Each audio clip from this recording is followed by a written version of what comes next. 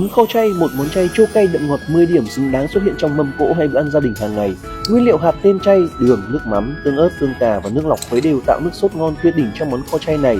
Tiếp đến là chưng dầu điều với hành cho dậy mùi, rồi thêm các loại nấm đông cô, nấm hải sản, nấm rơm, nấm hương vào đảo cùng. Đảo qua nấm được 5 phút thì mình thêm ít dứa và ớt chuông, tăng vị chua ngọt cũng là thêm dinh dưỡng và thêm màu sắc hấp dẫn trong món ăn này. Cuối cùng là bước quan trọng, mình sẽ cho nước sốt và kho khoảng 15 phút với nồi đất. Việc kho bằng nồi đất dày dặn giữ nhiệt lâu, chín sâu giúp món nấm chay căng bóng, giòn sần sật, sốt nấm đều, ngon ngọt ăn rất cuốn. Năm nay bạn đã sẵn sàng nhận cơn mưa lời khen từ gia đình chưa? Hãy sắm chiếc nồi đất Nodacook để trổ tài cho cả nhà thưởng thức ngay thôi nào.